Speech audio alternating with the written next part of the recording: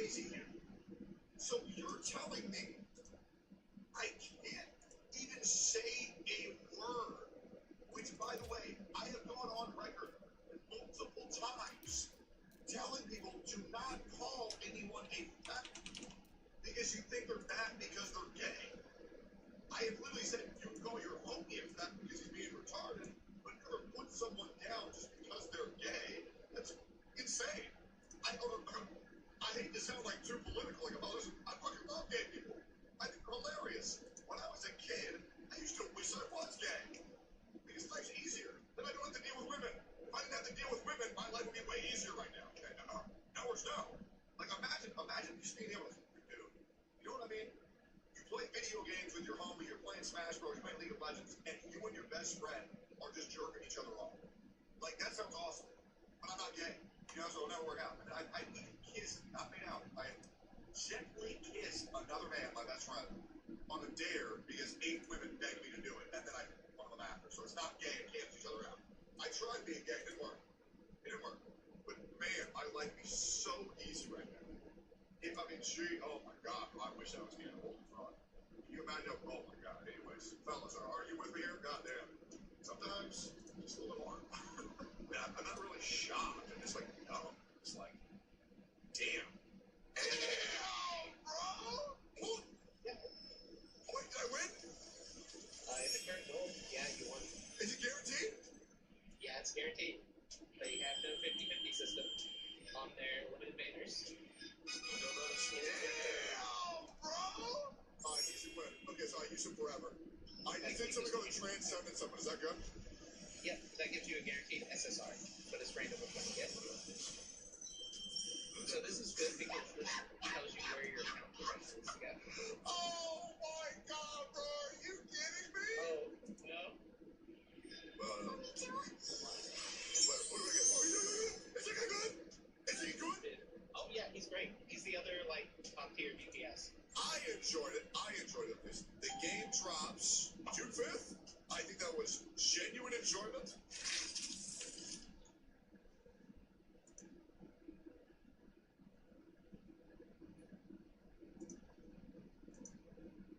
Why is their army so much more massive than mine? We need to build more barracks before we get turned into XP for the enemy. Okay, they damaged our base by 3%, but we're putting up a fight now. And we have over 50 coins, so we should... I didn't direct this towards anybody else. I've gone on record saying do not call people who are actually gay that word. Me just merely saying it got me banned for 7 days. I have been called horrific shit. I have been falsely accused by so many creators calling me a criminal. Things that the police have investigated me for. Things that I've almost lost my life over being called. I don't think people understand that getting swatted is attempted murder. And I'm being banned again because I just spoke a word.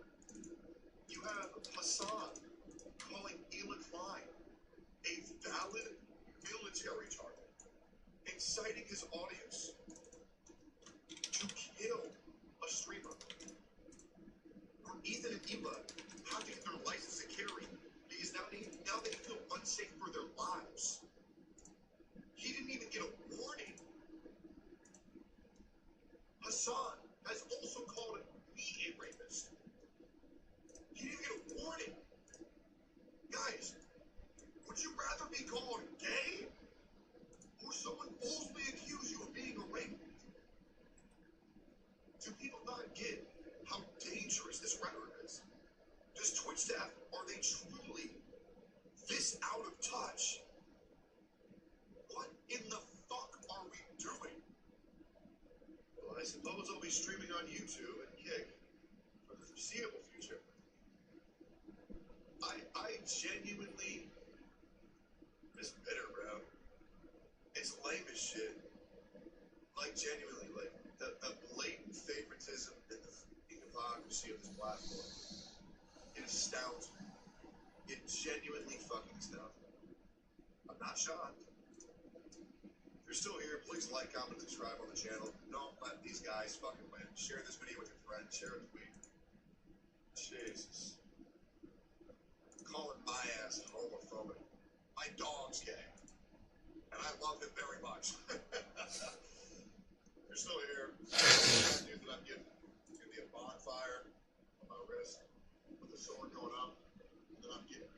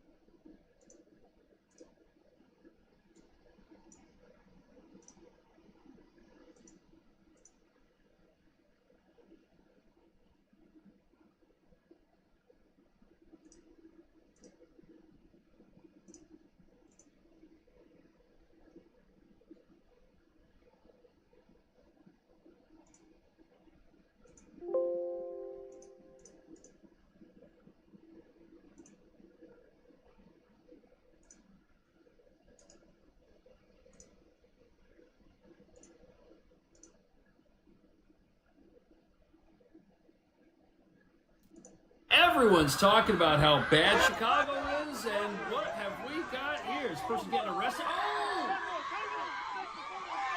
Oh! These police are totally overwhelmed. Look at all the criminals. Oh my goodness, what's going on here? They're dancing after that officer was just accosted. But apparently looting here is out of control too. This happened at Nordstrom's. I don't know. Oh, they robbed Nordstrom. Here they go. Where are they? Oh, look at him getting in the car. He's running. I've always wanted to He see just this in threw a real bunch life. of stuff in there. Where do you think they're gonna go, Adam? I don't know. It's super exciting. There you go. Whoa! That's a stolen car for sure. Here's another guy that thinks. 2 cars! A bold crew is caught on camera running out of the Nordstrom in $100,000 River North heist. with designer goods. By the time Chicago police responded, the thieves were long gone, but the impact of their actions long-lasting. Yeah, I believe it. Professional thieves. Investigators say the organized retail theft is big money, too. We're talking a $1 The billion police industry. 10 steps behind.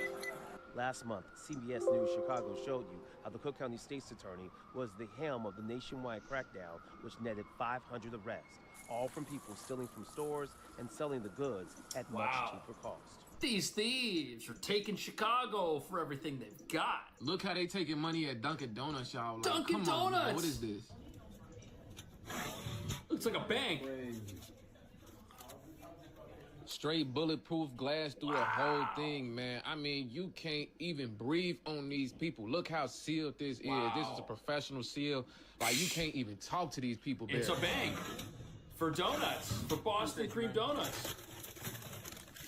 Getting up every day and seeing something like this, bro, that do something to your mental up here. It tell you, like, this how you feed animals in a zoo, gang. That's Like, terrible, that's man. pretty much what it's telling your mentality. Like, I did say I don't trust you. You feel what I'm saying? At what point do we be like, we tired of getting treated like animals, tired of getting treated like this? Like, bro, like, Lock up your you criminals. telling me I can't even hand you my money, gang?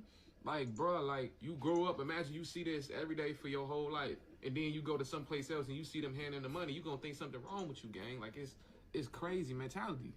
Well, that's what happens when you don't put criminals in jail. You gotta put the donuts in jail instead. He pretty quickly picked me up and he This is a threw me on the restaurant chair. robbery.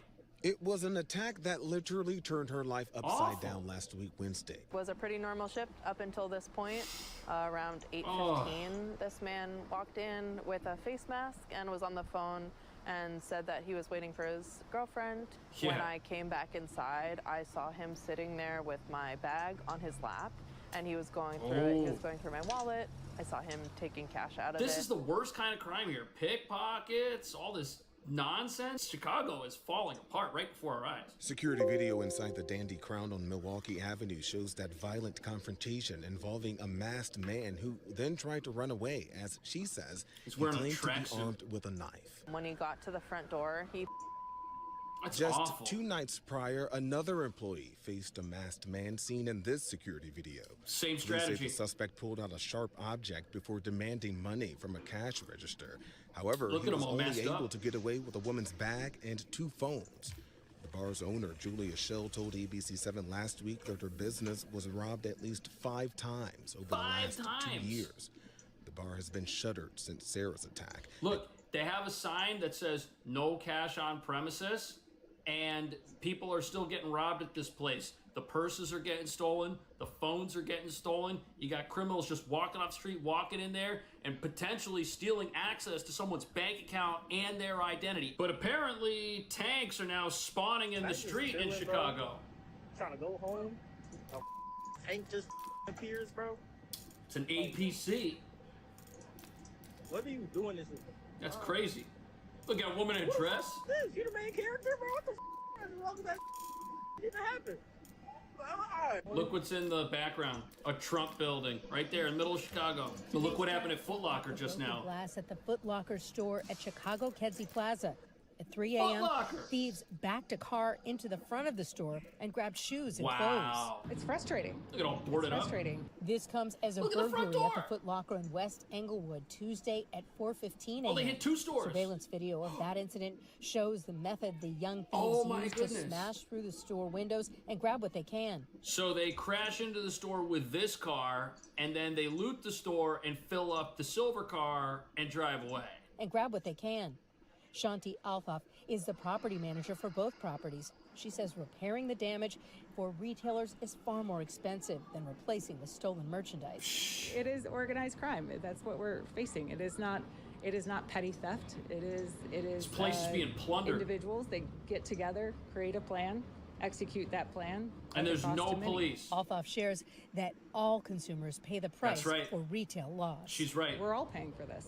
We're all paying. Each retailer that has you think you're getting 20% off? Well, that 20% off is already covering their lost inventory. She fears what could happen if the offenders are not stopped. If there's enough crime, big retailers, national retailers, they pull out of the shopping centers. They discontinue their lease. They leave vacancies, and as a result, you end up with communities that don't have the services or the goods. Chicago police. But those communities do have the criminals because they refuse to put them in jail. Our children can't walk around the community without fear of being hurt or kidnapped or having a drive-by. So it's what these numbers that they're expressing, we don't feel it in our quality of life. Trump, you need to bring the National Guards to Chicago, man. You got kids, man. That's not good, man. Washington, D.C. is not much going on compared to Chicago, man. I'm running. It's a war happening right now in Chicago, man. Hey, look, man. Look, go on the news. Go on the news. Or go on Google, type Chicago. I'm going back home to Africa, man. I can't. Well, that's a crazy statement. But even though Chicago is full of normal people who are telling us how much they do not want to see crime ruining their city, this place is run by activists who don't want to see law and order come here at all. Down on crime in Washington, D.C. are now armed following a new Pentagon order, as the president floats the possibility of extending federal deployments to other U.S. cities, including Chicago.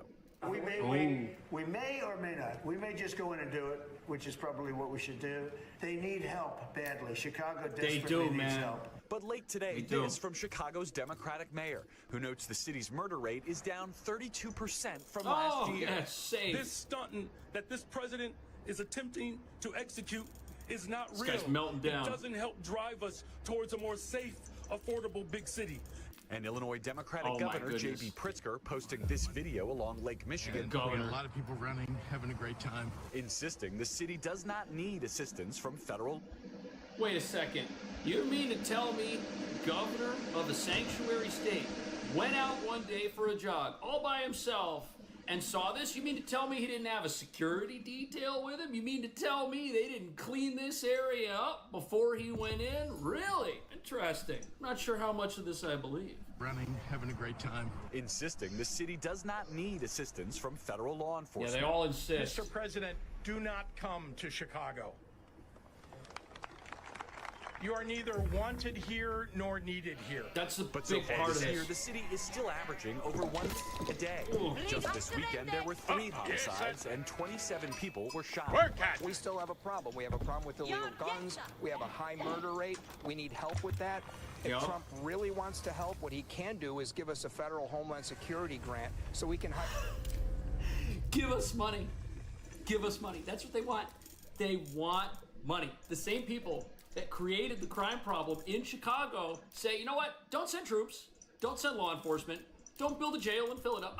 But if you have some money for us, we'll take it. If you really want to help, just pay us. What do you think's going to happen to that money? Or police officers. While the president pushing back on Democratic accusations that he's behaving like a dictator. A lot of people are saying maybe we like a dictator. I don't like a dictator. I'm not a dictator. I'm a man with great common sense and I'm a smart person. And when I see what's happening to our cities, and then you send in troops, instead of being praised, they're saying you're trying to take over the republic. All right, Garrett joins us live from the White House. Garrett, the president also making headlines on crime with some new executive orders, including on cashless bail.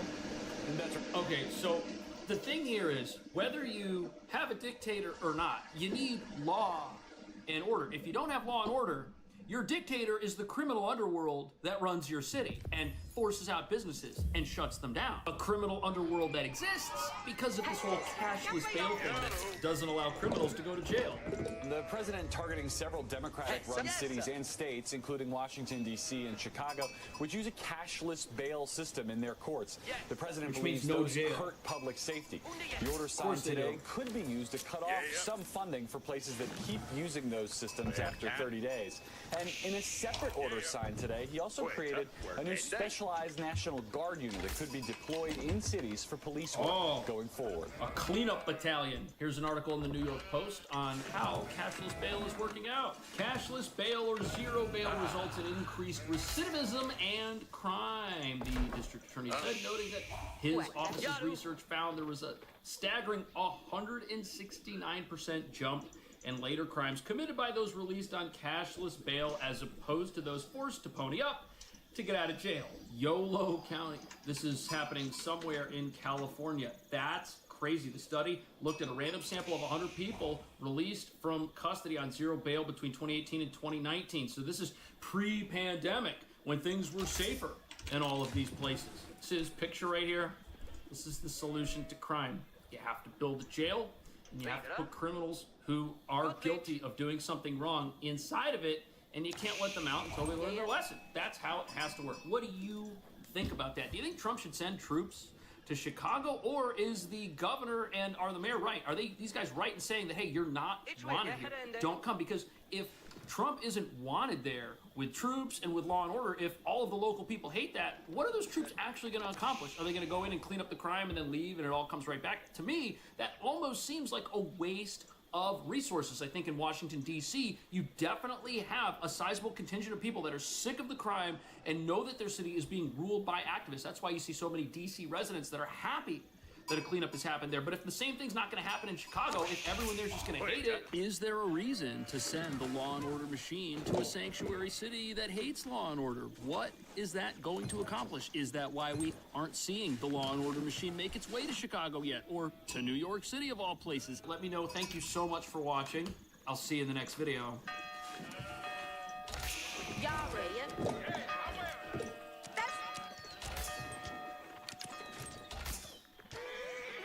Yes, sir.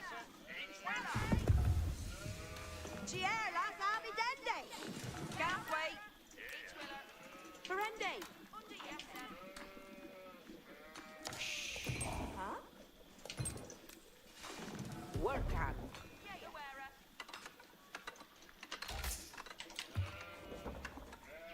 Huh? Hera, gongende guntia. Fuori, guarda.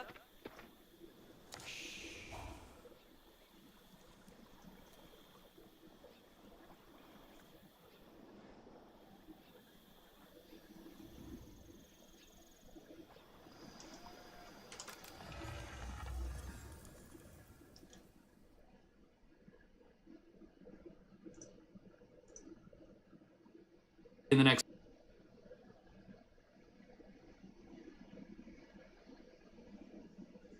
Everyone's talking about how bad Chicago.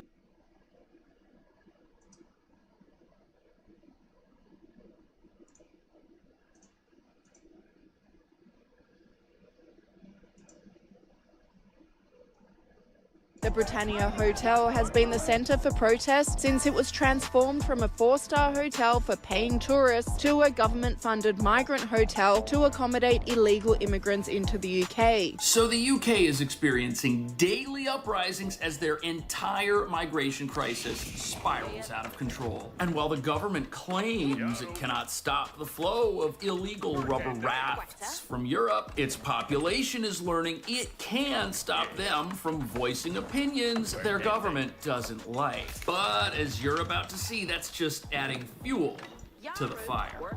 This weekend's Britannia protest was only the most recent in a string of anti-migrant protests that have erupted in the UK over recent months. Do you really want the rest of the country to look like London? Hundreds of thousands of people who don't speak English, our national language, hundreds of thousands of illegal migrants, hate marches on the streets of our capital city every week, pro-Hamas, pro-Hezbollah. But no more. In Epping this evening, the decision was made that the Bell, as a place for asylum seekers to stay, would close. Everyone must leave by the 12th of September. A decision that will likely have repercussions across the country, effectively upending the use of so-called asylum hotels in local communities. It's like they've rolled out the red carpet and now you want to pull it back and now you want to say stop coming, but it's too late. You know, it's like closing the stable after the horse has already left. I don't see a way without actually being more Donald Trump-like that you're going to shut this down.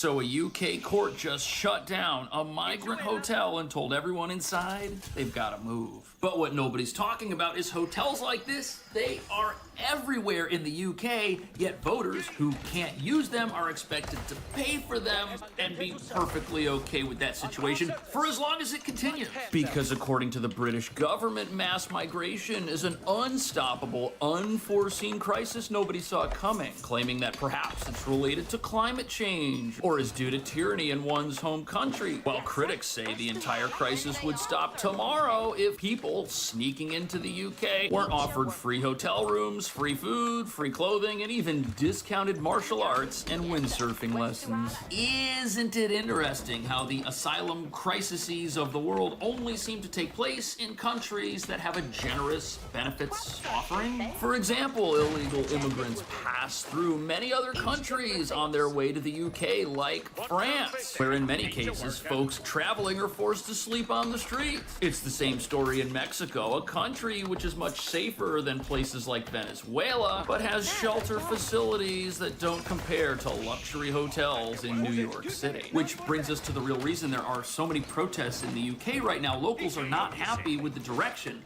their country is headed, and they also don't accept the government's reasons for why things need to continue going this way. On top of that, anti-speech laws in the UK now mean that those who say anything, even if it's on the internet, could end up behind bars, while those who support mass illegal immigration and call for actual violence oftentimes face zero consequences, making this the first time in modern history a formerly free nation has decided to copy North Korea.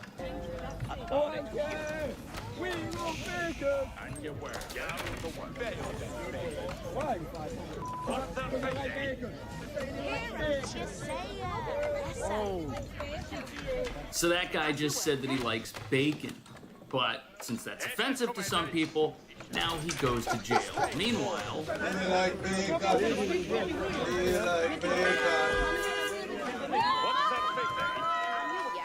that was apparently a video of a shoplifter masquerading as someone he wasn't in order to steal things. And people are starting to think a major double standard is taking place here. Their government is locking them up for saying things, while in some cases calling them lunatic, fringe right-wingers, because they don't agree with what you're about to see.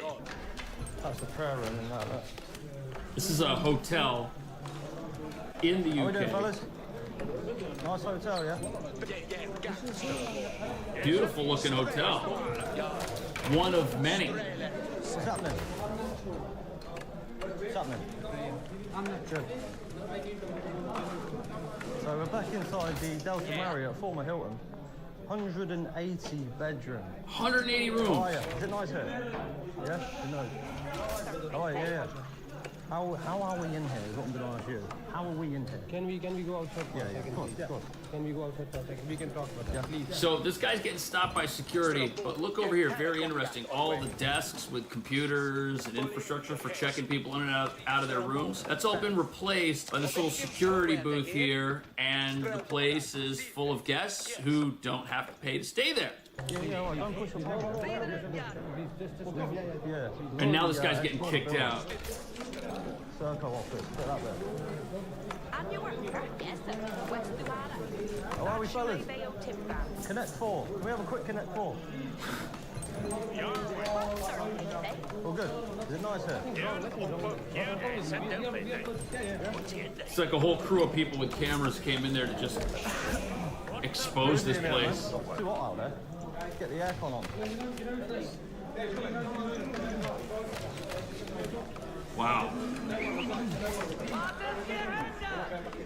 You know, it's hard to blame people for asking questions about a policy that says as many people as come here will be given accommodations in places like this. Some people think that that is responsible for the endless rubber rafts that seem to come across the English Channel, which are full of people who don't want to stay in any of the countries who they traveled through. Isn't that very interesting? Why don't they want to stay in those places? Well, some would say because you have a luxury resort where people can stay instead.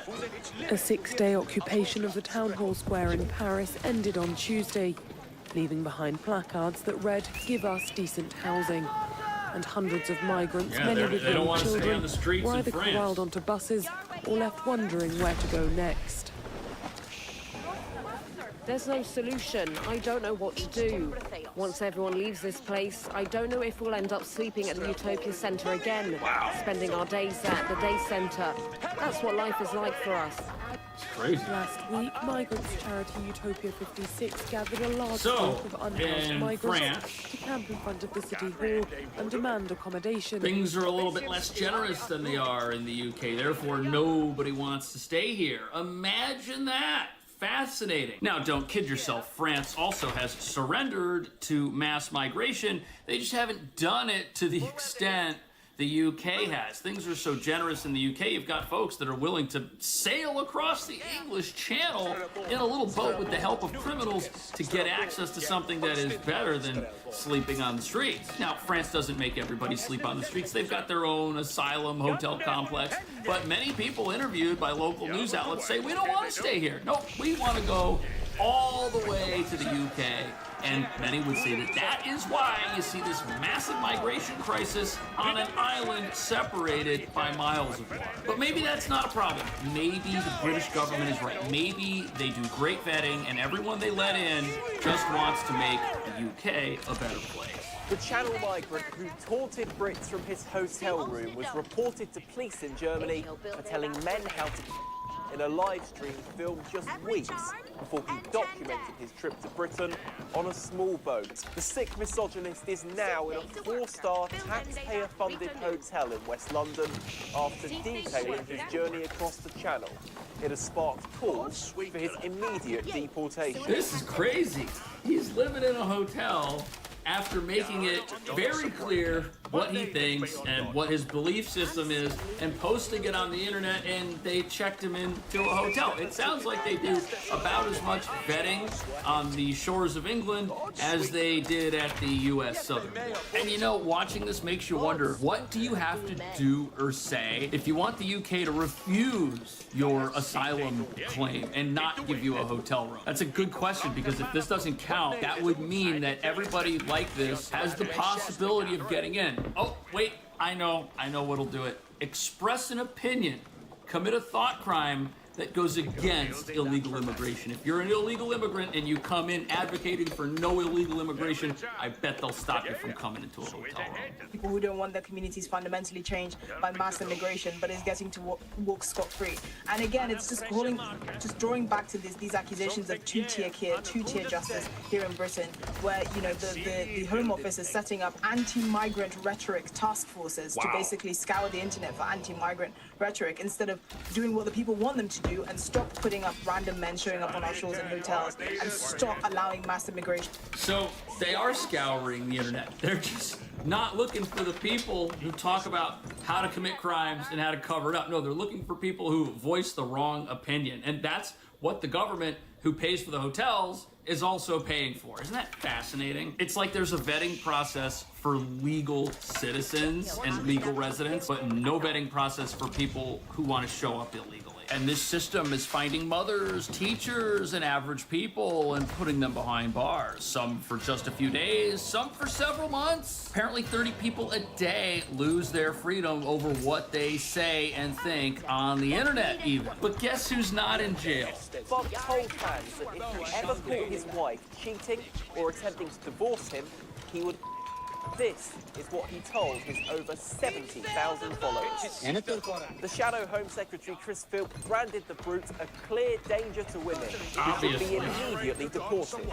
He told us, quote, "These quotes are absolutely sickening. The Labour government is allowing dangerous and violent men into the country by their failure to stem the this doesn't make any sense. And the problem with this two-tier system that is very obvious, that everyone can see and people experience on a daily basis, is you have one side of the population who has to get up in the morning and wonder if what they think today might land them in jail. That's very frightening, while knowing that people who disagree with them have total freedom. That is a recipe for absolute disaster. Now, violence, rioting, it's all wrong, but you're gonna have some people who feel like they've already got nothing to lose. Anti-migrant protests in the UK have exploded once again, following the arrest of a migrant hotel resident on suspicion of assault.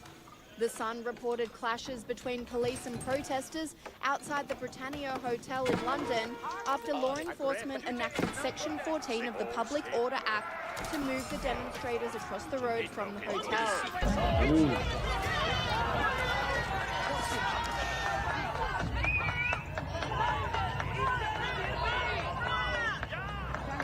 The protesters then started a chant criticising the Section 14 order. So whenever I see a protest like this, I always wonder who these masked individuals are. Most of the people here aren't wearing masks and aren't afraid to show their faces and could suffer a consequence for being here. The people who are masked up, we have no idea to tell if they're here authentically or if someone put them there to try and rile people up. Those are also the people we see getting arrested a lot of the time. But the problem is you've eliminated civil discourse. You've told half the people here that, hey, you can't think this way. It's more than half. A majority of people apparently are very upset with how migration's being handled. But if you tell those people that, hey, if you speak out against this, you could wind up in jail while you let other people commit crime, people who don't even have permission to be in the country, you're going to have some folks who think, hey, we've got nothing left to lose. So we're going to go out there and we're going to protest, because if we write something online, we could go to jail. But if we stand peacefully and hold our country's flag, well, and we don't say anything that's too offensive, maybe we can at least get our message out. Maybe we can at least let people know that they're not alone in thinking that perhaps their opposition to this isn't something they're only experiencing. And the problem with this is once you eliminate civil discourse, you have mass protests. You have people taking to the streets. You take the war off the comment section on X.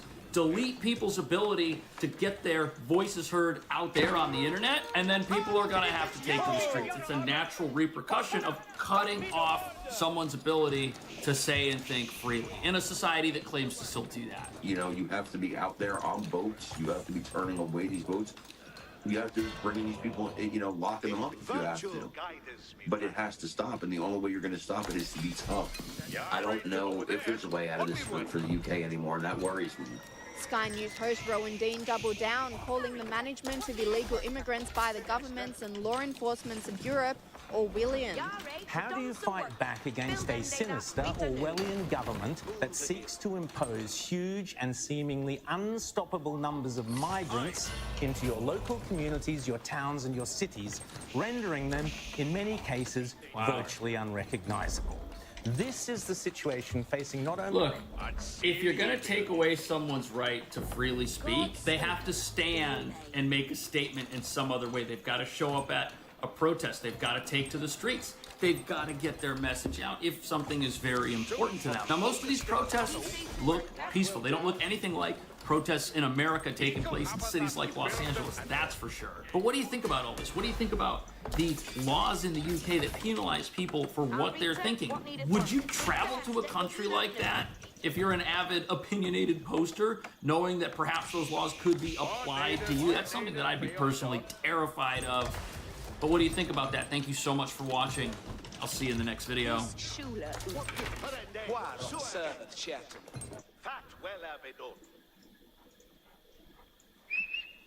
Today, there is certainly rising public anger out there in the country.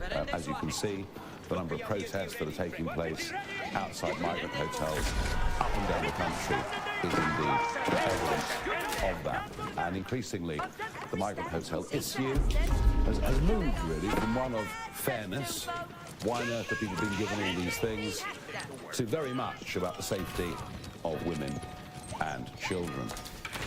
For all the government's talk about protecting children, which they claim is the sole purpose of the Online Safety Act, our criticisms of that and the impositions on free speech that have been imposed just in the first week of its operation have led to them sinking to the depths. I would suggest that comparisons that somehow we're siding with Jimmy Savile were wholly inappropriate at every way.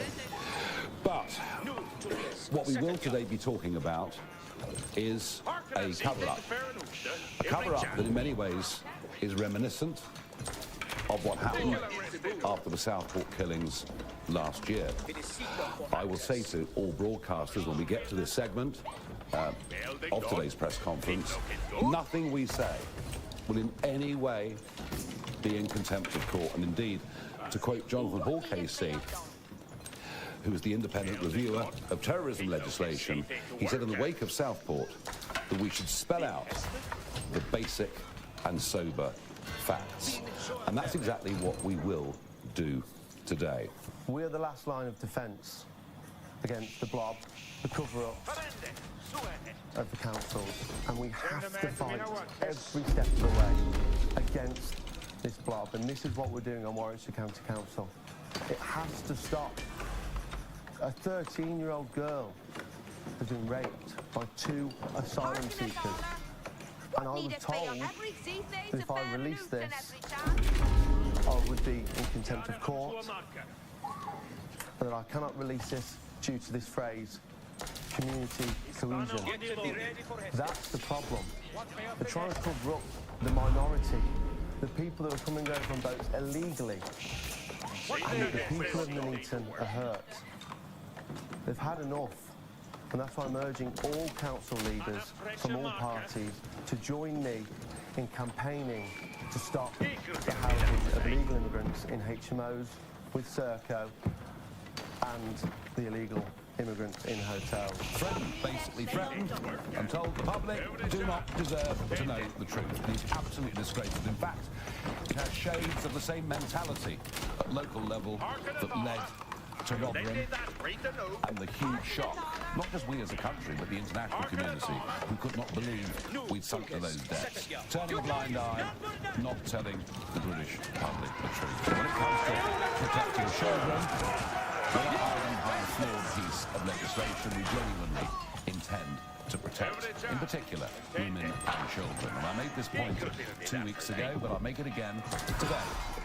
None of these young, unidentified males that are coming into this country should be free to roam the streets.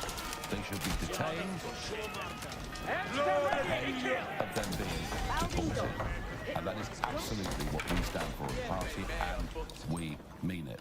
And we'll do that to protect the British people. We have simply had enough. Thank you very much. Can I just take you back to something you said right at the start? You were talking about the government and the Online Safety Act. You said they claim that protecting children is actually the purpose of the Online Safety Act. So you seem to think there is a real hidden purpose. What is that? Well, if it was to protect children, why on earth would an elite police force be set up to monitor what people say online about events such as what's occurred in Warwickshire just last week? Why on earth are we seeing the extent to which online material has been censored, including, I was hearing this morning, even historical comments about Richard III. I mean, this is the beginning of state censorship. It is very worrying and very frightening. As for the intended purpose of the Act, a process begun by the Conservative Party, fully understandably, because of suicide kits being available online and all of these terrible things. Yes, of course, the original intention of the Act was honourable and correct in every way, and we would stand behind it. The trouble is that I suspect most 13-year-olds are more tech-savvy than the Science Minister, Peter Kyle, because they simply go to VPNs where they can't just access what's on the web, they can even quite easily find themselves in the even deeper and darker recesses of the dark web. Do we want legislation that protects children? Yes. We're going to have to find a tech solution to it. The government is not there with it. Well, the big story is they're going to spend £100 million on this. Wow. We've given the French £800 million already. And every calm day, we see the French Navy escorting vessels literally from the beaches of Gravelines or wherever it may be to the Midway line. And yes, you can employ more officers and you can do whatever you want and you can put more border force boats in the channel and more drones and spotter planes in the sky. And you can speed up the asylum process. Easy. Just wave everybody through. In fact, from Sudan, Eritrea, countries like that, that's pretty much what we do already. None of this stops people coming. Why do people come? They come because they know they have an over 99% chance of staying. They come because they know they will be looked after, 3 square meals a day, free dental care, free health care, 49 quid a week pocket money, delivery services or drugs or whatever it may be. There is only one way to stop it. There's only one way to stop it.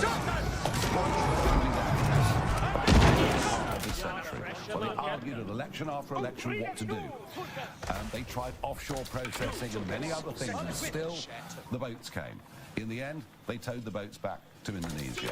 We will make it absolutely clear, as Colin has said already, that the ECHR, whatever its good intentions in the post-war world were, is no longer fit for purpose in any way at all. And we will be free to detain those. And by the way, all around the world, if you enter a country illegally, you will be detained and deported. This is what normal countries do all over the world. We've surrendered normality to this new human rights regime.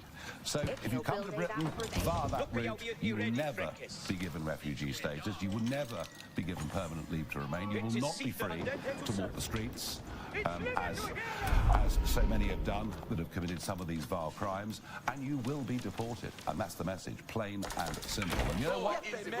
Within 2 weeks, you won't see a single migrant boat. You say migrants in hotels should be deported. Where should they be deported to if their country isn't safe or if another country won't accept them? I'm sorry, I've had enough of this. If you come from Afghanistan, you go back to Afghanistan. End of. This idea we can't send people to certain countries, all the false claims that people make about their own personal lives. I'm sorry, we're done. We're done. We've had enough. Hi, Mr. Farage. You said today that police need to be able to release as much information as possible about those potential offenders. So are you saying that they should, the police, in all cases, release the names, addresses and immigration status of people after they have been charged with an offence? Your critics will, of course, say that this is going to inflame community tensions. This could cause unrest on our streets. We are already seeing a very precarious situation. Is that not just going to make things far worse? What caused unrest on our streets after Southport last year was us not being told the status of the attacker. That led to crazy conspiracy theories spreading online. You know, look, you know, I've made it perfectly clear through this press conference, and George understands this absolutely as well. You know, we do understand and respect the contempt of court rules, but, you know, I'm going to go back and quote just one more time. Jonathan Hall, KC, the independent reviewer of terrorism legislation, a watchdog over this area, you know, who said in the wake of Southport, which has spelled out the basic and sober facts. He also said that governments should stop hiding behind contempt of court rules. People need to be given reasonable truth. And, you know, we might not like the truth, or we can accept the truth, but to have masses of speculation as to what might have happened makes things, I think, far worse than they otherwise would be. What needeth worker? Arita, what needeth worker? Arsenala, pested are coming. You can feign with that. Hearken, Yawala. We have a pesters. Building to put an upper. Where did you buy and read a report? Sir, doctrines at the ready. Dite spurte con glor! Vi kom vid ljudet! Pitchen halda vid plastera! Alla is a dita. Waiting for him. Dite is ready for commanders!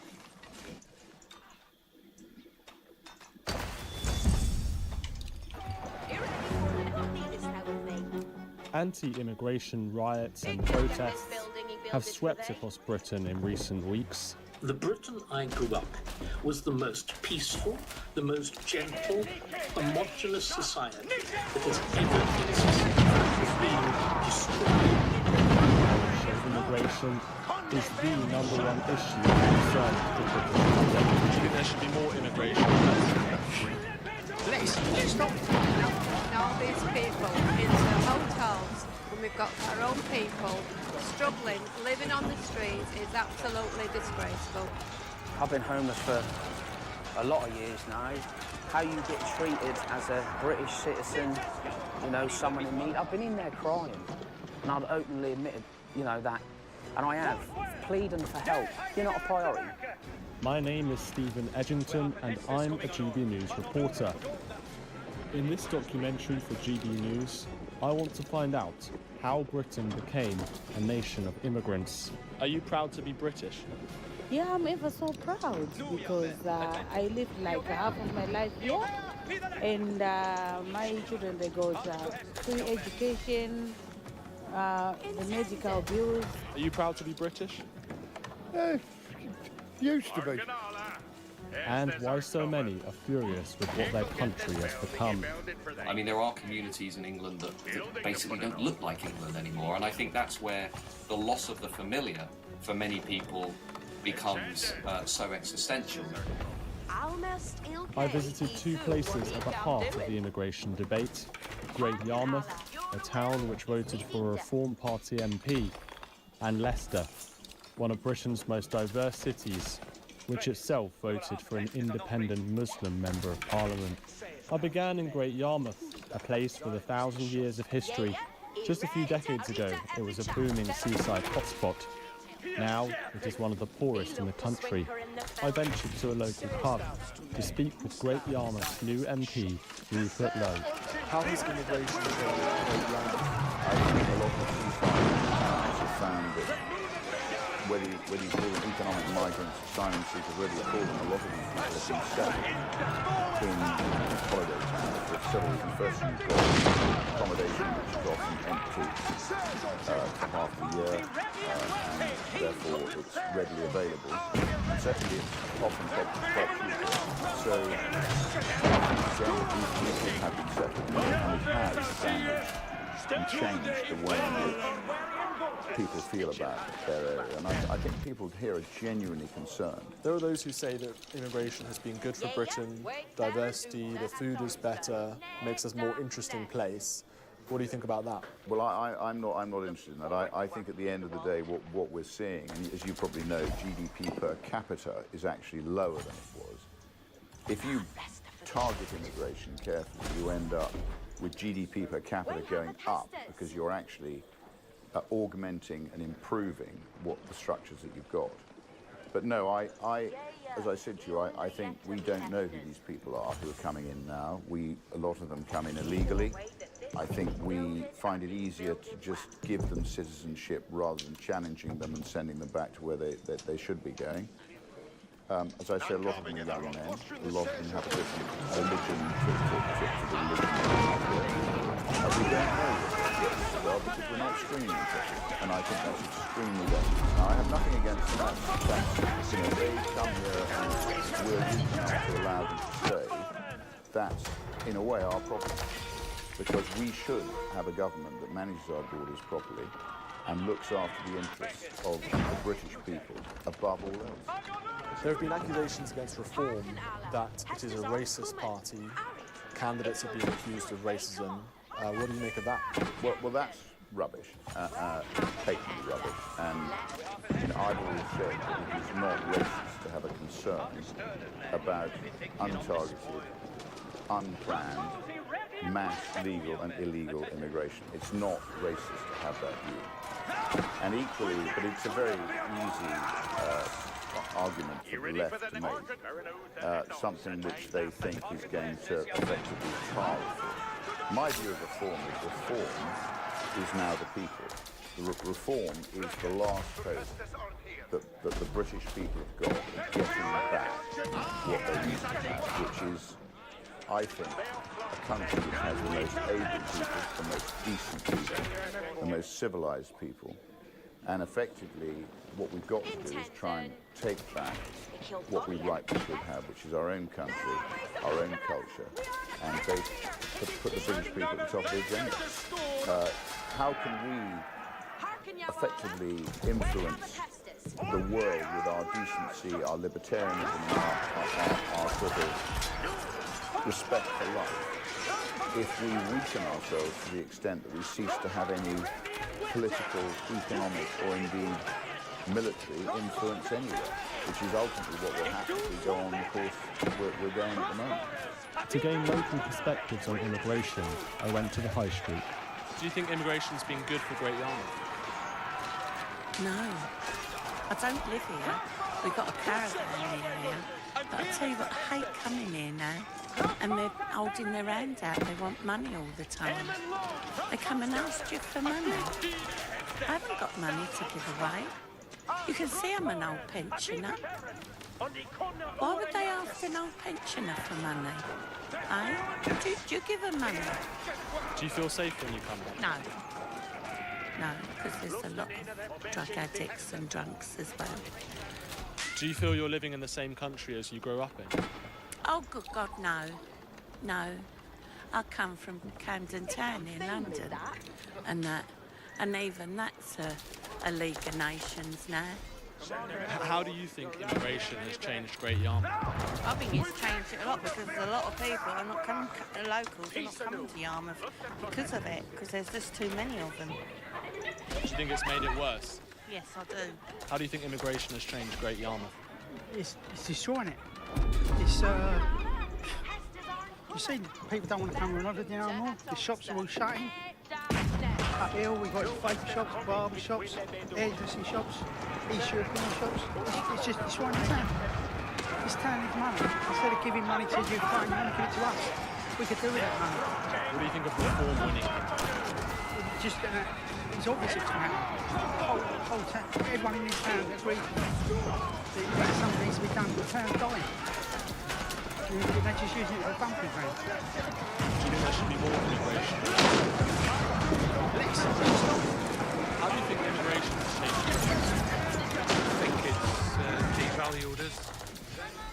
All these services, I think it's put a terrible strain on us. It's certainly not the same place it was even 20 years ago. We've become second-class citizens in our own country. Many sympathies with what those other people abroad and what genuine people. Place of genuine immigration, that's fine, because people have some horrendous time, and they do. Genuine immigration, but just come in and being able to stay without being legal. No, definitely not. Definitely not putting all these people into hotels when we've got our own people struggling, living on the streets is absolutely disgraceful. Since 2018, more than 130,000 illegal migrants have crossed the English Channel in small boats. In response, the government housed many of them in hotels, including some luxury hotels. I caught up with Lee, a local man who became homeless in 2018, when the small boats crisis began. I've been homeless for a lot of years now. It's a hard battle with the local borough council, let's say that. An individual, a lady in the council said to me 3 things, and I'll take it to the grave. You're not from a war-torn country, you're not fleeing domestic abuse, you don't have any dependent children, you are not a priority. We know you have health problems, but that doesn't make you a priority. Now, to say things like that, I just think there's something wrong with society. How you get treated as a British citizen, you know, someone in need. I've been in there crying, and I've openly admitted, you know, that, and I have, pleading for help. You're not a priority. And now you've been homeless for many years. Meanwhile, migrants are getting put up in hotels. How does that make you feel? That makes me, that's a good question. Like, it makes me feel angry, let down by society, let down by your borough massively. Great Yarmouth has been forced to host its own migrants in hotels, and others have flocked to the town looking for work. I met with Tina, a local resident, to discuss her experience of migration. How has Great Yarmouth changed in recent years? It's quite frightening, actually, because I know people who won't even go into town because they're too frightened. And it's the perception of what's going to happen. I was in town on Tuesday, yesterday, and there was, unfortunately at the moment, Yarmouth is like looks like a Silverstone racetrack because there's barriers. And there was a gap that we wanted to get through, and these Eastern Europeans came towards us. I went one side, my sister went the other, and they stood on her toe and they just thought it was hilarious. There was no apologies or anything. And it's not being racist. It's the culture that we're living in at the moment. There are parts of Yarmouth you don't even want to go to. You wouldn't certainly wouldn't go in there at night time when it's dark. If I was on my own, there is no way I would go into Yarmouth. So you don't think it's racist to say that migrants are causing crime? No, it's not. It's not racist. I have friends who are not English. I've never had problems with people who aren't English. I would like to go on my holidays. I go to their country. I expect to abide by their rules. By the same, if they should abide by our rules in this country. But it's not racist. It just means that we're protecting our own heritage and what we believe in. Next, I went to Leicester, a city which has been touted by many as a great success story for multiculturalism. However, 2 years ago, riots erupted in Leicester between Hindu Indians and Muslim Pakistanis over a cricket match between the two countries. Just 41% of people in Leicester identified as white in 2022, which is the lowest percentage of any UK city. Leicester, the city of Leicester, is highly significant. Leicester was always held up as the textbook case of best practice. Leicester was multiculturalism working. Leicester was community cohesion in action. In the early 2000s, everybody pointed to Leicester as a city that got it right. This is where immigration works. Now, compare and contrast with the recent general election, where you have, Labour politicians saying they were bullied, harassed and intimidated, essentially by radical Muslim activists imposing a sectarianism on the area's politics and reshaping politics around religious, ethnic lines, which is something we don't want to see in Britain, but we now are seeing in Britain with the election of independent Muslim candidates who are campaigning solely on the issue of Gaza and the Middle East. I don't think anybody would look at Leicester, places like Birmingham, Rotherham, Rochdale, and say these places are working. These places are working socially, they're working culturally, they're working politically. And this is why we have two conversations in the country. We have what we might call the official narrative among the elite class, which is multiculturalism is a success story. They cannot possibly entertain the notion that this experiment is not working.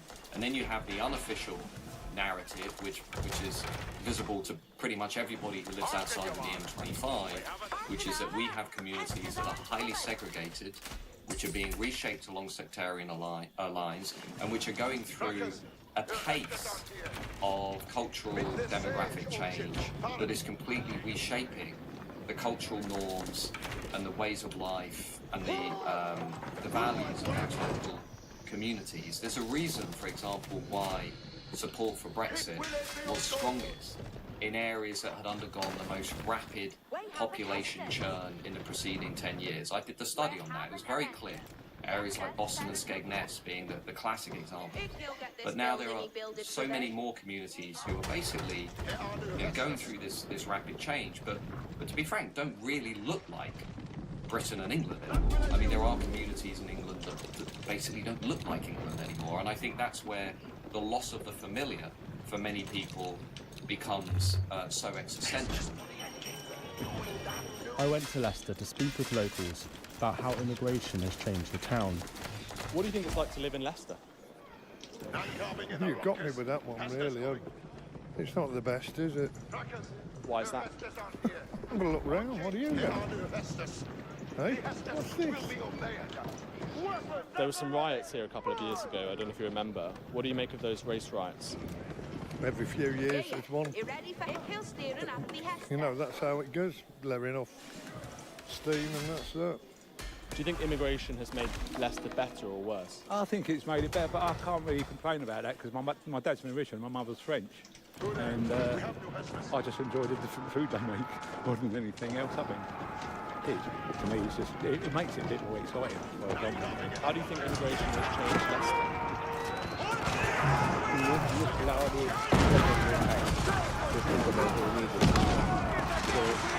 Day by day, life is so tough.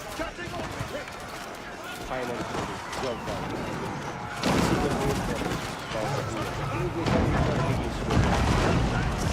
What do you make of the riots a couple of years ago over the cricket match between India and Pakistan? Look, if you people no job, so mentally ill. But if you are busy on the work-wise and financially, then people have no time to do like this. When did you come here? I was 28 January. Okay.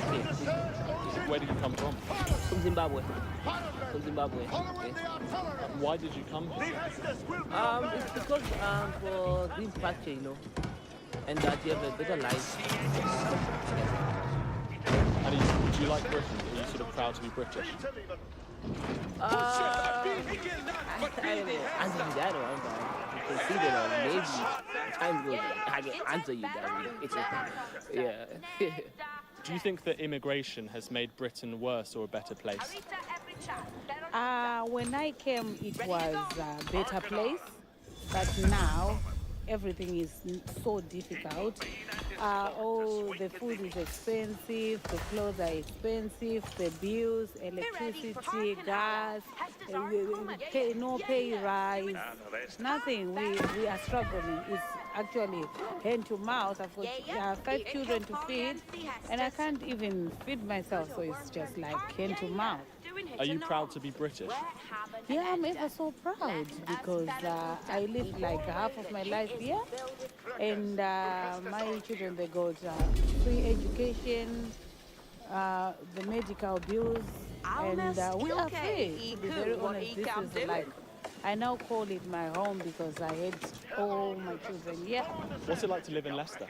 I love it. It's brilliant here. I've lived here my entire life. Like, I've lived on Belgrave as well, the Golden Mile. It's an absolutely gorgeous place. Like, amazing culture. Like, so much good food as well. I love the food. It's a very diverse place. It's absolutely brilliant here. Like, I love all the cultures, like, just all coming together. And there's like barely any beef between any of them, if you get what I mean. It's just really such a nice place to live. couple of years ago, there was some riots between the Pakistani and Indian communities here over a cricket match. So I guess there is a little bit of beef. I don't believe, personally, I don't believe it was from the cricket match at all. Like, I genuinely just do believe it was people coming from, like, outside of Leicester. I'm from Afghanistan. Before 2 years, I came in the UK. Why did you come here? Because I like UK. Do you think that immigration has made Leicester a better place? Yeah, it's good. Yeah, it's good. Not bad. What's it like to live in Leicester? Well, to be honest, I just moved to Leicester about 4 months ago. And I love it. I think it's a town with a very lovely integration where people get on with each other so nicely. You see sort of like, you know, all kinds of different cultures coming together, nobody objecting, nobody complaining. A couple of years ago, there were some riots here in Leicester. I don't know if you remember. That's, you know, a lot of times these things are kind of provoked. You know, it's an ethnic thing between a couple of people and this and that. You've got that between skinheads and mods. You've got, you know, so it's like, no, I think Leicester is a great example to the UK. I think it's really, really good. What's it like to live here in Leicester? It's changed so much. It's not really a nice place anymore. Why? Why? Because it's full of drunks, druggies, and down and outs. They're forever begging. You can't walk 10 steps without them, and it smells, basically. Are you proud to be British? Yeah. I just don't like the way it's been overcome by, I know it's nasty to say it, by immigrants, but that's the way I feel. So. What is it like to live in Leicester? Well, it's a multicultural place, so everybody from all over the world centered around Leicester, and people go about their things. And do you think immigration has been good for Leicester? Well, if you look at it, immigration, Leicester has helped lots of displaced people. Even from the time of Idi Amin, you find people moving to Leicester, and they changed Leicester to start with. Migration has transformed Britain from an ethnically homogenous nation to a diverse one. To discuss what Britain was like before its migration experiment, I sat down with the historian David Starkey. The Britain I grew up in was the most peaceful, the most gentle, homogenous society that has ever existed.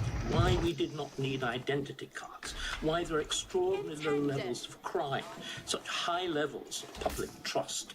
That has been destroyed. It has been deliberately destroyed by Tony Blair and New Labour with this absurd notion that they were going to force us to become multi-ethnic for our good.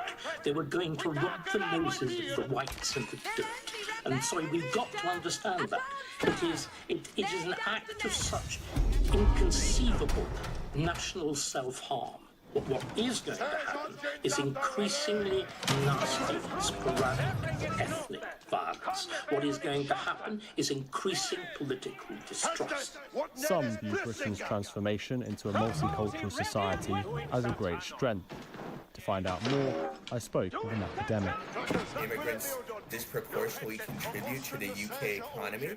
They disproportionately involved in innovation and entrepreneurship, and also in scientific and technical research, which obviously benefits not only immigrants but also native-born British citizens. In addition, both the British government and private sector economists estimate that immigration is a major net fiscal asset for the British government. That is, that immigrants overwhelmingly pay more into the treasury than they take out. And in an era in Britain and other countries of growing budget deficits and fiscal problems, that's an extremely important consideration. And what about the cultural impact of immigration? Obviously, you can talk about some of the benefits of that, but there are those who feel that their country has totally changed, that their communities seem alien to them. I would say 2 points on this.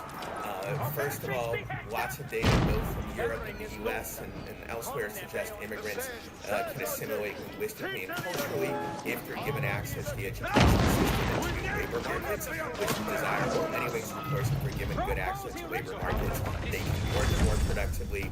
Secondly, cultural change happens in countries all the time, would include internal transformation. Look at the internal transformation of the status of gays and lesbians, both in the U.S. and in Europe. Just in my lifetime, I'm 51 years old. We should be wary of the notion that the government should somehow control the culture and promote some cultural tradition. As another, if you don't trust the government to control the culture of native-born people, as in general you should not, then you should also not trust the government to try to control the culture of immigrants. Instead, we should let cultural issues play out in free markets and civil society. We should let people choose what kinds of communities and norms they prefer. And over time, I think empirical evidence shows that people choose more free, liberal, and economically progressive cultures. Immigration has fundamentally transformed Britain, and with the numbers of immigrants entering the country each year growing rapidly, it will continue to do so. But what is the solution to Britain's migration problem? Unless we hit walls and freeze consumption migration, I think we're going to have very serious problems in countries like Sweden, France, Germany, and Italy. Those problems we've already seen. We've begun to see them over the last 20 years. And they will become more acute. I'm happy to be a dissenting voice and sort of saying over and over again, this is going to be a very big mistake. We need to hit pause. We need to completely overturn multiculturalism. We need a much more assimilationist model of integration, which essentially says we're not going to tolerate people who don't tolerate our way of life anymore, and establish a boundary around that and a framework that delivers on that in a much more serious way. England, a nation with 1,000 years of history, is being fundamentally uprooted into a new multicultural society.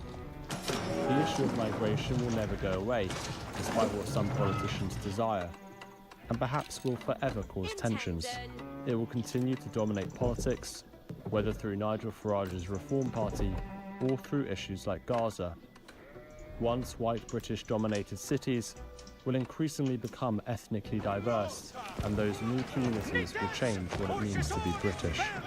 The nation that Britain was for hundreds of years before its migration experiment began will never be the same again.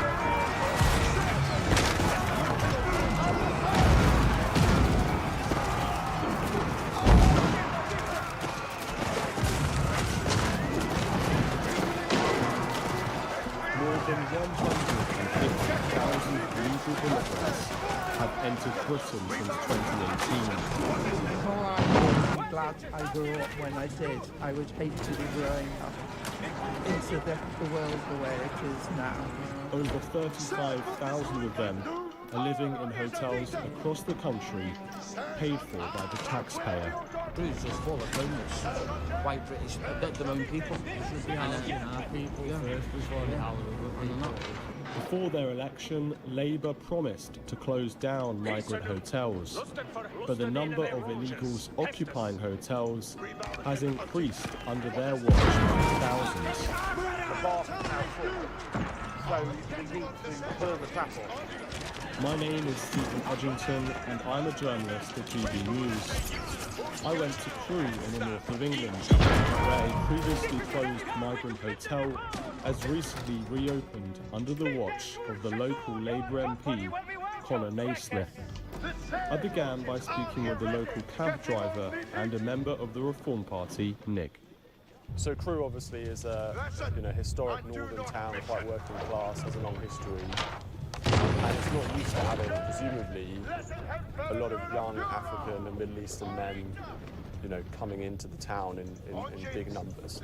It's the large numbers of young men in their early 20s, without dependents, without family, that really create a lot of the anxiety that people have with it, particularly women who feel threatened by these groups of young men hanging around. Now, they may mean no harm whatsoever, but they still give out that threatening air to the extent that many women won't use Crewe Town Centre anymore. And the point is that Labour actually promised to close down these hotels. And am I right in saying that actually some of the hotels did close down in Crewe for this purpose for migrants, but then they've now reopened again? So this idea that Labour have promised to close down the hotels hasn't quite worked out. That's true, but not just in Crewe, across the region.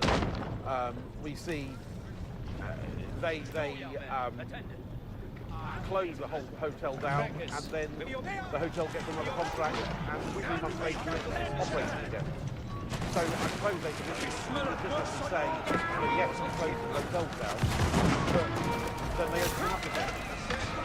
So where are you taking us now? This is fairly typical of the hotels that we've taken over. It's a hotel that in the past was fairly upmarket. It had weddings there, business, and so on and so forth. But as we get there, we won't be able to go in because there are security guards on the gate, and the entire premises has been taken over for this purpose. There you see. So it's and you don't get in unless someone has to have it. So this is quite a luxury hotel. It is quite a luxury. It looks lovely, all the bushes. And if you look at the signs, they put up there, no entry, authorised personnel only. Wow. So you're obviously a taxi driver, and you actually have had to pick up some of these migrants from the hotels, is that right? Quite a few times we've had contracts to move migrants from one place to another, one hotel to another hotel. How many more of these migrants do you take? The bar is now full. So we need to clear the traffic. That means no net migration. That still leaves scope for a limited number of people to come to the country who have particular skill sets, but no more than those that are leaving the country. And now we're coming up towards Crewe railway station. So this is a migrant hotel right opposite the Crewe railway station near the centre of town. So you get a lot of migrants walking around in the centre here. Correct. But the same sort of A4 printed notices that you saw in the previous hotel stuck in the window there. No entry, that sort of thing. Labour argued the asylum system was broken by the previous government. To discuss Labour's point of view, I sat down with Peter Edwards from the website Labour List. Labour promised before the election close down migrant hotels. The number of migrants staying in hotels has actually increased by some thousands. What's Labour's position on this? This has been years in the making of the struggling borders and asylum system. Labour wants to end the use of hotels, that's quite understandable because there's a lack of dignity for the asylum seekers in hotels, and of course huge cost to the public purse, and sometimes, to be frank, there are tensions between the people in the hotel and the local community, so it's not a good outcome. But there's an enormous backlog that reflects borders, that reflects perhaps a lack of manpower and women power at the Home Office at times, and of course a thoracic legal system where there have been particular issues about legal aid. So Labour wants to tackle these things and wants to essentially clear the backlog. We've got 30,000 people waiting, processing in hotels. So it's also that this was a Conservative problem that's happened under the Conservative government, and basically there hasn't been enough time for Labour to sort this out. It's a problem that they built up over more than a decade. It's legitimate for any journalist or think tank to challenge and criticise the government. They do, but Labour have been in office for fewer than 12 months, and this is a problem that arose over the course of 14 years and more Prime Ministers and Home Secretaries than I can recall. But Labour have pledged to cut the backlog, and they've pledged to end the use of hotels because it's bad for the public purse and it's an indignity for the people living in hotels, and it's tough for the community.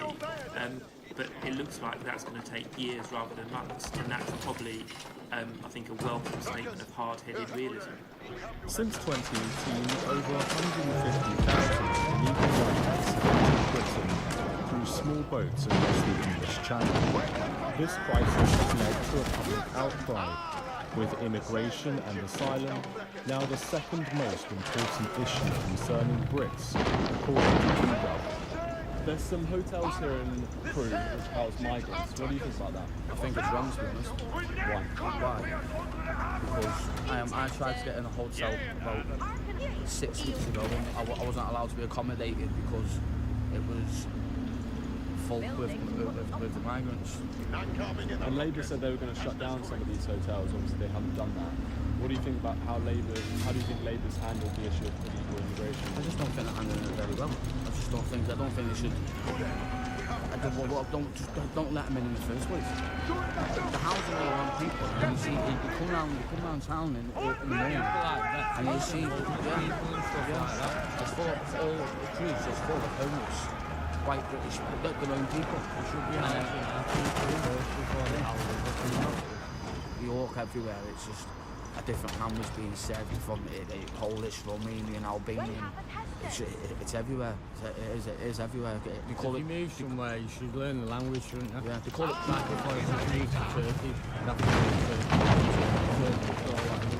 Do you think it feels like if you move somewhere, you should learn the language, shouldn't you? That's their name of it. That's the name of it, should you? Yeah. So yeah. No, it's broken Britain. Do you think it's right that migrants are being put up in hotels by taxpayers? I don't think they should be here in the first place. A lot of them coming over illegally. They're overcrowded with people as it is, and you can't look after the people we've got here, and they're just coming in hundreds of thousands, and it's ridiculous. Where's it going to stop? Everybody's suffering like mad. The present government aren't helping one bit. Keir Starmer says that he is solving the issue of immigration and deporting people and so on. Do you trust him to solve that issue? No. We're paying millions to France to stop them coming over, and they're just standing there and stop giving them the money. It's just that we're handing money out to everyone, and they're not doing anything. They're just laughing at us, France. They don't want them there, so they're just going to stand there and let them come. They keep taking them in and taking them. Where are they going to put them? I mean, they're building so many more houses. There's no infrastructure for them. There's hundreds of houses being built. There's no schools. There's no doctors. There's nothing for them. It's just getting crazy. Absolutely crazy. People like Keir Starmer say that diversity is a strength and that diversity makes places better. Do you think that diversity, ethnic diversity has made Crewe better? You walk around the room and you're lucky to hear English spoken. The place is a dump. It's terrible. Only some because they want to go to the back. Do you feel that Crewe has become a worse place over the years? Well, I've only lived, I lived in Antwerp. I lived here sort of 4 years. You only got to hear people talking about Crewe, how it was and how good it was. All I know is I'm glad I grew up when I did. I would hate to be growing up into the world that it is now. And they said friends of theirs, they're not going to have children. They don't want to bring them up in a society that is now. Immigration has transformed, boosting its population and diversity. Between 2001 and 2020, the European population of Cheshire East, which includes Crewe, grew from 3.8% to 7.8%, reflecting a significant influx of non-UK residents. This rapid increase has put pressure on local infrastructure and transformed the town's identity for now.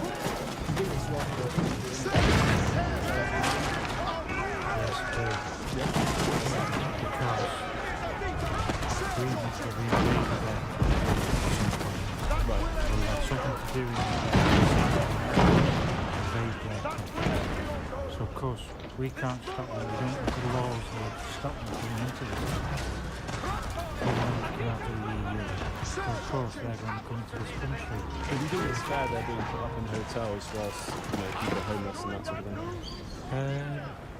Well, the homeless, I know they've got a steaming crew for the homeless.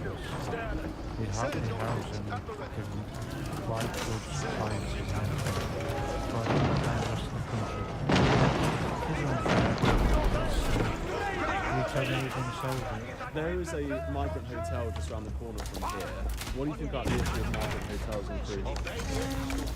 To be honest, I think there is a lot of anger, if I'm honest, especially with the NHS and pressure. And I know where my daughter lives, there is a massive where a lot of immigrants are in there.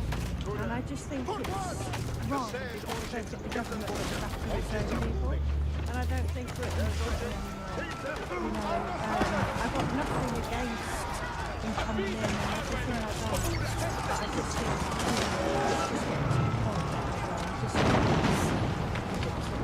Do you trust Labour to stop the illegal migration? They say they're going to end the hotels and things like that. No, I don't believe that for 1 minute. No, I don't think so. I mean, I could be wrong, and I pray that they prove me wrong, but I doubt that for a minute. No, I don't think they will. And did you vote for Labour in the last election? Or? Conservative. Yeah. And who do you think you're voting for next time round? To be honest, I don't think I'll bother. Do you think it's right that illegal immigrants are being put up in hotels? Depends on the circumstance of the immigrant. Yeah. I feel so sorry for them because how would we feel if it was our country? But now we're getting swamped. We're getting swamped. National health is going down the tubes because they're treating more foreign people. I won't say immigrants, I say foreign people. And dentists, I've moved up from Portsmouth and I was shocked. I've been on national health dentist, I'm 78 now. I've got to pay private, £95 for a clinic. How do you think immigrants have changed Crewe and changed England? No comment. What should be done to solve the immigration crisis in Britain? I sat down with Ben Habib, the former deputy leader of the Reform Party, to discuss. In this pursuit of global prosperity, global integration, the promotion of everyone other than our own people and our own interests, done away with the democratic sovereign unit that is the United Kingdom, and it is the end of nation states that I think we face, and we need to, needless to say, perhaps needful to say, deport all illegal migrants, have a program for repatriation of those who are here legally, and actually I would have a moratorium, an absolute moratorium on the right for indefinite leave to remain, and a moratorium on handing out British citizenship to anyone. Anyone. I don't care whether they're here legally or whatever. Anyone, until we have got our borders under control and we have sorted out the cultural constitution of our populace. Despite Labour's pledges to smash the gangs and end the use of migrant hotels, the crisis has continued under Keir Starmer's watch. It remains to be seen whether their strategy will end the small boat crossings. A Labour spokesperson said, "The last Conservative government broke the asylum system and allowed a criminal smuggling industry to establish itself in the Channel. It remains our absolute commitment to end the use of migrant hotels over time, while reducing asylum accommodation costs. The safety and well-being of the local communities with asylum accommodation is of paramount importance. Labour's plan for change is restoring order to the system and driving up enforcement. Since July, returns are up to their highest level in half a decade. Some 19,000 people with no right to be here have been removed, and we've increased enforced returns by 24% and illegal working arrests and visits by 38%.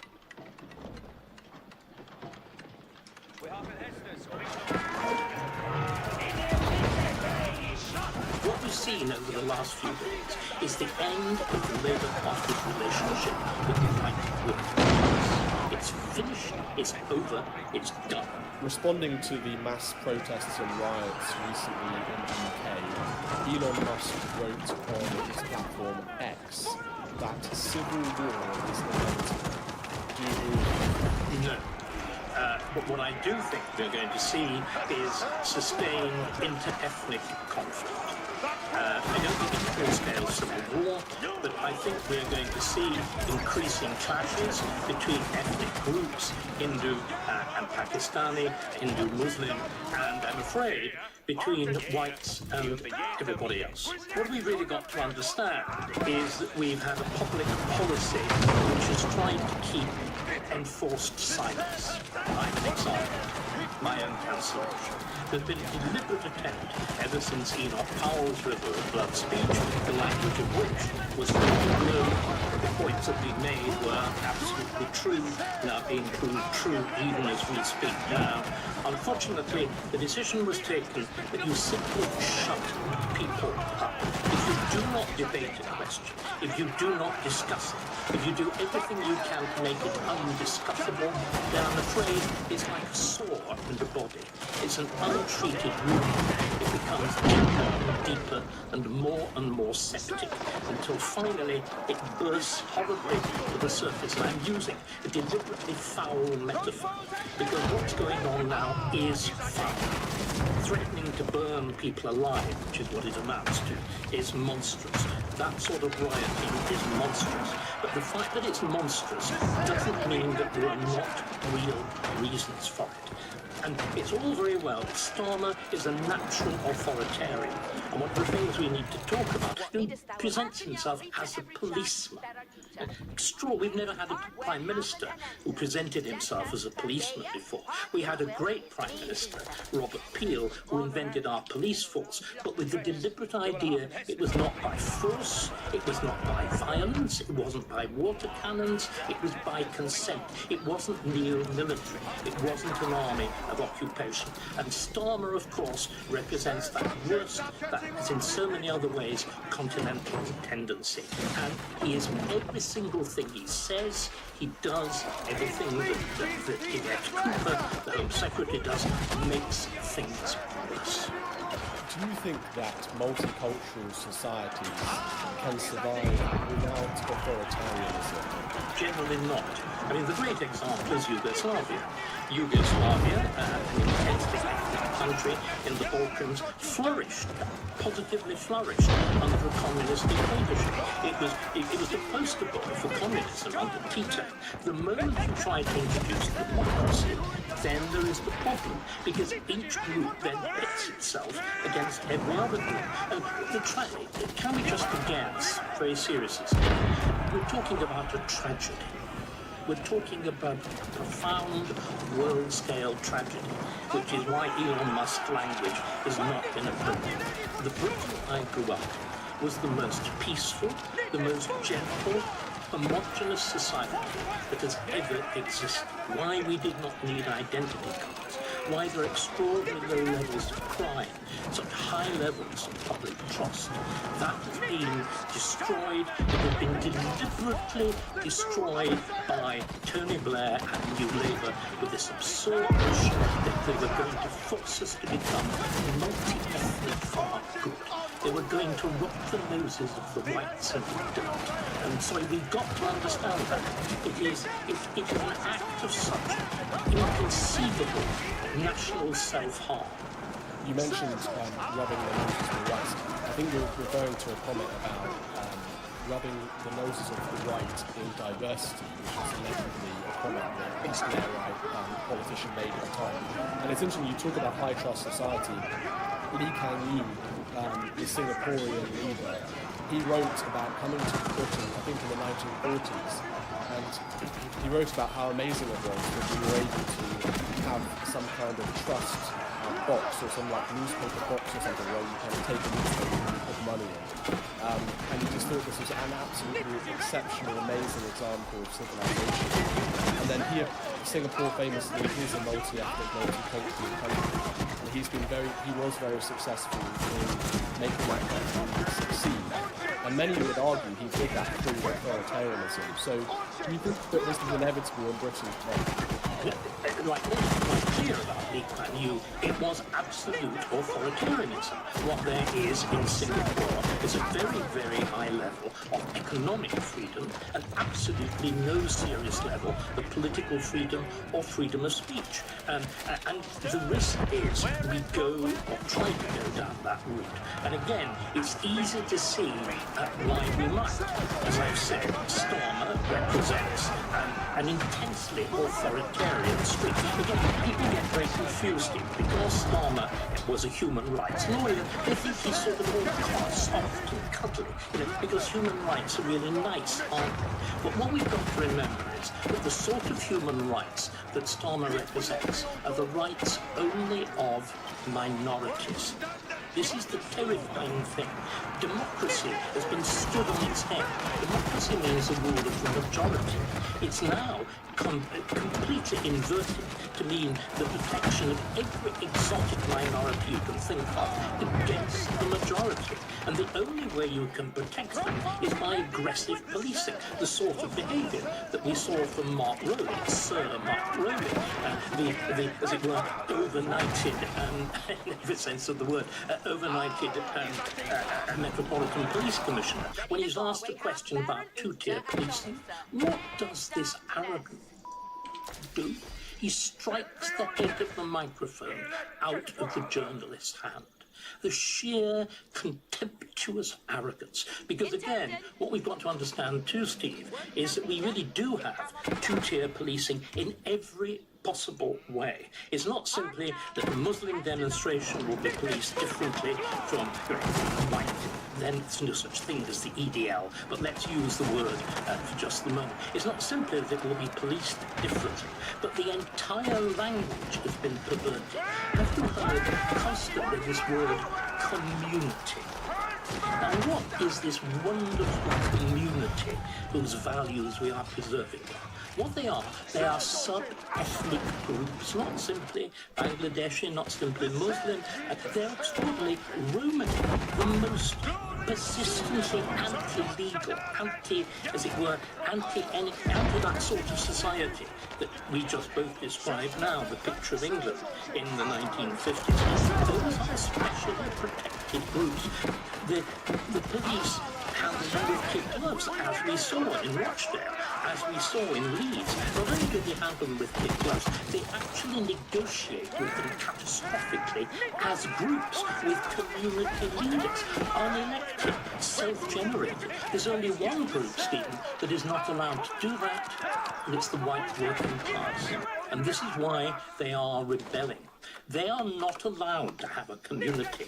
They are not allowed to have their community leaders consulted. Again, you see, there are huge questions behind this. One of the things, again, I want to put two or three of these big questions because nobody else has done it. What we're seeing now is a movement in the political tectonic plates on a scale that has not taken place since the end of the First World War and the replacement of the Liberal Party by the Labour Party. What we've seen over the last few years is the end of the Labour Party's relationship with the white working class. It's finished, it's over, it's done. That entire Red Wall, I will predict there will not be a single Labour seat left in a future general election. The question is, where does that vote go? Traditionally, it would go to the Conservative Party. The greatest Conservative Prime Minister, who isn't Churchill, it's Disraeli, says the Conservative Party is the national party or it's nothing. We need, I'm going to say these words out loud, we need an English national party. Why is it such a wicked thing to say? Because there's a Scottish National Party, there's a Welsh National Party. They're both rabidly pro-immigrant and anti-English, are they not? And the evidence of Scotland is overwhelming.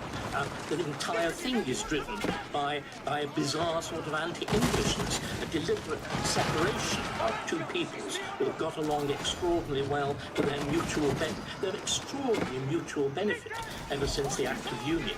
That's been ruptured. So there is this huge English question which has to be confronted. Tandayer, back in the old days, he put it simply constitutionally. It was known as the Wesleyan question. Why is it that Scottish MPs can vote on English laws and English MPs can't vote on Scottish ones? But suddenly it's much, much bigger. Are the English to be allowed in this extraordinary torment of ethnicities? Are the English to be allowed to have their own? Which then raises the whole question of what's the relationship between British and all of these other things, between British, in other words, all these hyphenated identities. What is the relationship above all between British and English? We are overwhelmingly the largest group, and we are the one that's least represented. And what's happened instead, of course, is that Labour, and this is the moment again at which I predicted this in all my recent videos have been saying, the Labour Party has ceased to be the party of the working class, and it's become the party of the rampantly powerful, entitled public sector, the sort of person who is represented by the overnighted, overpaid, overindulged Sir Keith, whatever he's called, Mark Rowley. That's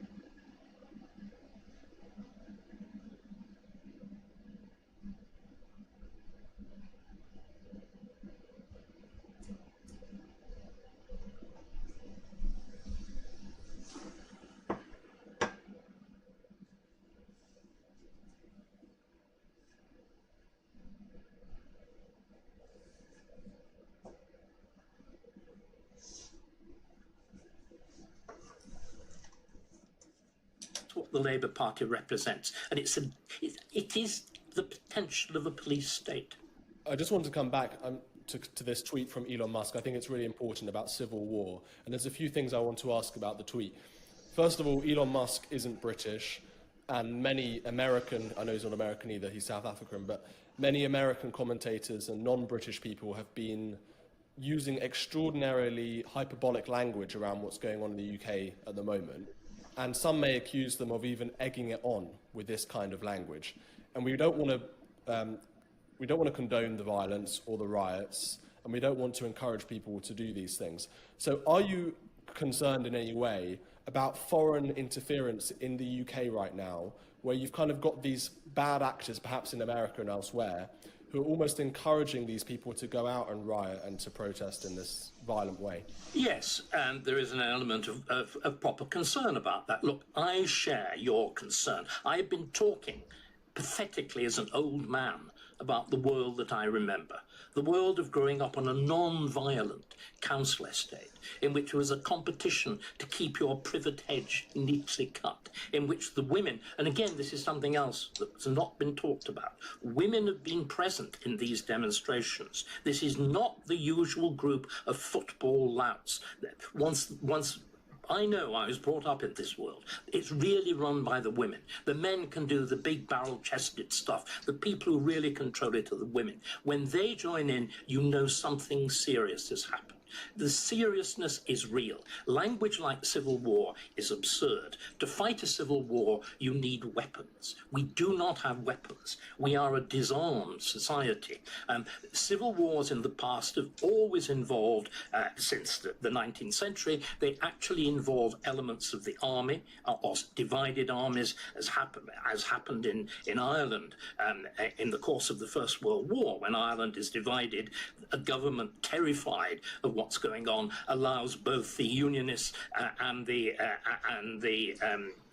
whatever one wants to call them, the Irish Republicans, actually to arm, the Catholics to arm. So you have two armed camps. We've nothing like that in Britain. That is not going to happen. But what is going to happen is increasingly nasty, sporadic, ethnic violence. What is going to happen is increasing political distrust. Remember, this government may have 2/3 of the seats in the House of Commons. It's elected with the votes of whatever it was, just over 1/3 of those who actually voted, and only 1/5 of the actual electorate. It's the lowest turnout in an election since whenever. And remember again, the moment New Labour comes in 1997, political participation falls off the edge of a cliff. It had been at consistently high levels right through the 20th century, after the beginning of full democracy, at the end of the First World War. In 97, it falls off the edge of a cliff. I've been blaming Labour a lot. I also want to blame my own party. My own party's refusal to contemplate what Labour did. But he's going right after the neck, bro. God damn.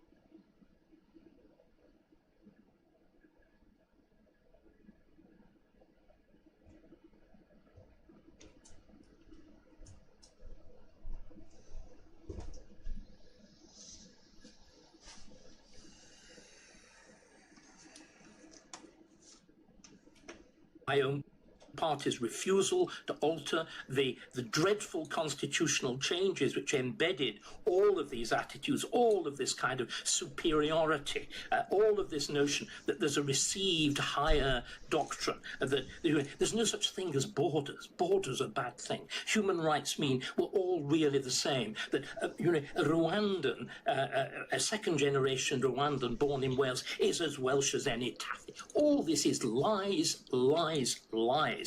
And it's because there's been lies, lies, lies from every part of the spectrum that people do at political spectrum, that they're doing what they're doing now. The protests are awful, they're disgraceful, they're shocking, but unfortunately, when people are shut up, when they're not allowed to debate publicly, when there aren't rational means of objection, you get irrational ones. It's our political class that's reaping the whirlwind that it's sown. Every brick began in Westminster. You mentioned earlier the riots in Leeds, but there were also race riots in Leicester a couple of years ago. It seems, and of course we have to mention as well, the violence from Islamic extremists like the murder of David Amos, the Manchester Arena bombing, the 7/7 attacks and so on. Too long to recite.